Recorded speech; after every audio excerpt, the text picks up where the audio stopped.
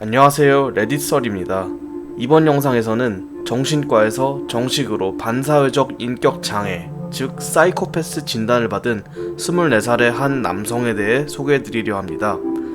그는 사이코패스가 드라마, 영화 등 대중매체들에서 사실과 다르게 묘사가 되는 부분이 많다며 사람들에게 사이코패스의 실제 사고방식을 알려주고 사이코패스들이 단순히 잔인한 연쇄살인마 또는 그저 질이 좋지 않은 사람들이 아님을 알리고 싶다고 했습니다.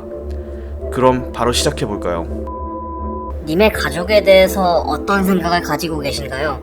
가족이 님이 사이코패스라는 걸 알게 된 뒤로 다르게 대하는 부분이 있었나요? 저는 제 어머니, 아버지가 제게 해주신 것들에 대해서 감사해하고 사이도 좋습니다. 제게는 친형도 하나 있는데 자주는 못 만나지만 모이면 잘 어울립니다. 사이코패스라는 걸 안 뒤에도 크게 달라진 건 없었어요. 저는 항상 말 잘 듣는 아들이었고 가끔씩 사이가 안 좋기도 했지만 그건 어느 가족이나 다 마찬가지 아닐까요? 제가 크게 말썽 일으킨 적도 없어서 제 성격 장애에 대한 얘기는 근 몇 년간 없었습니다. 어머니 아버지가 단순히 까먹었는지 아니면 사이코패스 관련 이야기를 회피하는 건지는 잘 모르겠어요. 다만 제가 그런 생각이 안 들게끔 잘해드립니다. 가족관계가 원만하게 유지되는 건 제게 있어서 중요한 사안이기 때문이죠. 2세 계획 있으신가요? 2세에 대한 님의 생각은 어떠세요? 아직은 딱히 계획 없습니다. 만약 어느 날 제가 진심으로 마음을 나눌 수 있는 여자를 만나게 되면 자녀를 갖겠죠. 아이를 갖는 것 자체에 대한 두려움은 없어요.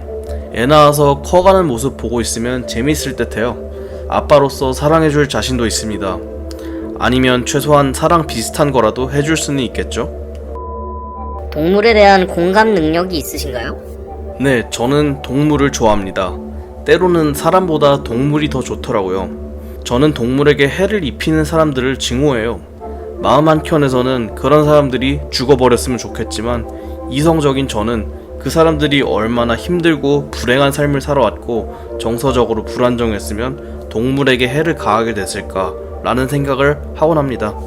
제가 동물을 좋아하는 이유는 동물들은 순수하고 거짓됨이 없어서입니다. 그저 본능대로 하는 거 하면서 살아가잖아요. 역시 자연은 멋져요. 제가 어디서 주워들은 바로는 사이코패스들이 금융 쪽이나 대기업 임원들처럼 약육 강식 내지는 경쟁이 치열한 직업군에서 두각을 드러낸다고 그러더군요. 혹시 님은 어떤 일을 하고 계신가요? 그리고 그 일이 님의 적성과 잘 맞는다고 생각을 하시나요? 사이코패스 안에서도 여러 가지 타입이 있습니다. 사이코패스 뿐만 아니라 어떤 심리학적 증상이건 전부 스펙트럼이라는 게 있거든요. 사이코패스가 있냐 없냐만 따지는 건 흑백 논리입니다. 사이코패스인 사람들 중에서도 누구는 되게 성향이 짙고 또 누구는 그렇지 않고 상대적으로 차분한 편이라는 의미입니다. 다른 사람들과 수시로 소통해야 하는 직업은 기피하는 편이에요. 물론 저는 사람들과 어울리는 것에 어려움을 느끼지는 않습니다. 그럼에도 다른 사람들과 교류하는 데에 제 에너지를 전부 쏟고 싶진 않거든요. 저는 프리랜서 번역가로 활동 중입니다. 재택근무가 가능하고 주위에 사람들이 없어도 되는 일이라 제 일에 만족하고 살고 있어요. 자기 할 일 하면서 목적 달성을 위해 다른 사람들이 어떻게 되건 별 신경 안 쓰고 해고하는데 눈 하나 깜짝 안 하고 거짓말하고 조종하는 것, 분명히 그런 걸 필요로 하는 직업군이 존재하고 제 생각에도 말씀하신 금융업 종사자분들이나 대기업 임원분들 중 꽤 많은 사람들이 사이코패스이거나 혹은 사이코패스적 성향을 가지고 있을 거라고 생각합니다. 삶에서 님이 누군가를 조종할 때 어떤 식으로 하나요? 그리고 다른 사람들을 조종함으로써 어떤 것들을 얻어내려고 하나요? 그리고 남들을 조종할 때 님의 전략이랄 게 있을까요? 아무래도 대화가 가장 중요합니다. 예를 들면 제가 어떤 여자에게 관심이 있으면 그 친구에게 잘 해준다던가요. 필요한 것 갖다 주고 그들이 이상형이라고 생각하는 그 사람이 돼주고 뭐 그런 것들이요. 다행히도 그런 것들이 제 본연의 모습과 비슷한 점이 많긴 하더라고요. 면접 볼 때는 못 해본 경험을 마치 제가 해본 것인 양 얘기하는 것, 그리고 그 사람들이 원하는 인재상 같은 걸 자연스럽게 꾸며낼 수 있습니다. 이건 비단 면접뿐만 아니라 사람들과의 갈등 최소화라든지 처음 만난 사람과 친해지는 거라든지 등등 제가 제 본 모습이 아닌 특정 사람이 되어야 할 때 굉장히 도움이 많이 됩니다. 잘만 하면 타인 조종은 서로 윈윈이 될 때가 많아요. 가장 중요한 전략은 남들에게 나에 대한 나쁜 이미지를 심어주지 않는 겁니다. 사실 이것만 알아도 인생이 훨씬 편해져요. 사람들이 무슨 말을 언제 어떻게 하는지 한번 주의 깊게 들어보세요.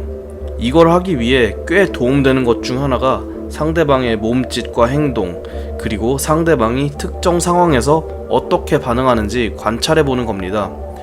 매우 세세한 부분까지 신경 쓰면 좋아요. 이를테면 몸을 어떻게 움직이는지, 팔은, 그리고 머리는, 눈은, 다리는, 목소리의 톤은 어떻고 말하는 빠르기는 어떻고. 사람들에게서는 이런 것들이 행복할 때, 슬플 때, 당황할 때, 불안해할 때 등 모든 감정에서 전부 다르게 나타나거든요. 그렇게 조금씩 사람들에 대한 행동 데이터베이스가 쌓입니다. 이걸 상황마다 적절히 활용하면 되게 좋아요. 당신이 실제로 무언가의 감정을 느끼지 않더라도 남들을 속일 수 있거든요.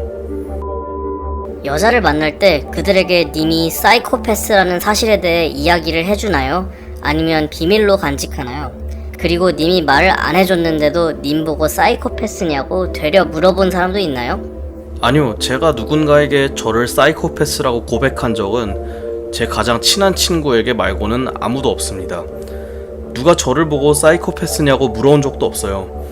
애초에 사람들은 자기와 교류하는 사람이 사이코패스일 거라는 생각 자체를 잘 못하는 것 같더라고요. 솔직히 님들도 그렇잖아요.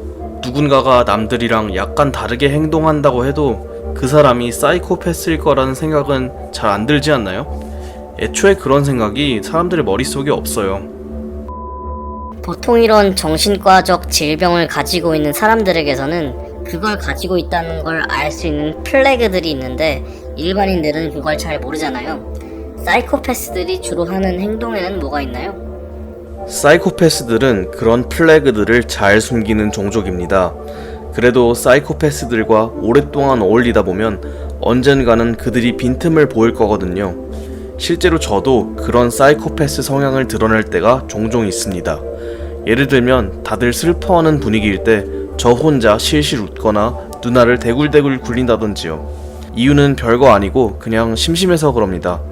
가끔씩 그런 이상한 짓을 하고 싶을 때가 있는데 사람들이 알아채는 경우는 드물어요. 그건 그런데 님의 질문에 단어 선택이 조금 탐탁치 않긴 하네요. 저는 질병을 가지고 있는 게 아닙니다. 단지 다른 사람들과 조금 다를 뿐이죠. 이 세상에 다양성이 존재한다는 건 축복입니다. 그 다양성이 누군가를 해치거나 하지만 않는다면요. 결론만 말하자면 제가 워낙 그런 류의 플래그들을 숨기는 걸 잘해서 그런지 저도 제가 무슨 짓들을 하는지 잘 기억이 안 나네요. 근데 그건 그냥 저만 그런 걸 수도 있고요. 상대방이 사이코패스인지 확인해 보려면 글쎄요. 고백이라도 한번 해보세요. 고백받는다는 상황 자체가 제게는 되게 웃겨요. 한 번은 어떤 여자가 저한테 고백을 해왔는데요. 그때 제 머릿속에서는 얘 뭐지? 연기나 한번 해줄까? 몇 초간 시간 끌다가 얼굴 빨개진 채로 말 더듬으면서 나도 너 좋아한다고 말해야겠다. 이렇게 생각해요. 잠깐 사이에 그런 생각이 마구 피어납니다. 꼭 고백이 아니어도 되니까 감정에 대해서 계속 대화를 시도해보세요. 이런 것에 대해서는 어떻게 느끼는지, 또 저건 어떤지, 그리고 그에 대한 답변을 들으면서 상대방이 지겨워하거나 귀찮아하거나 하는 식의 반응을 보이면 사이코패스일 수도 있을 것 같네요. 사이코패스 레디설은 총 3부작이며 내용은 다음 영상에서 계속됩니다.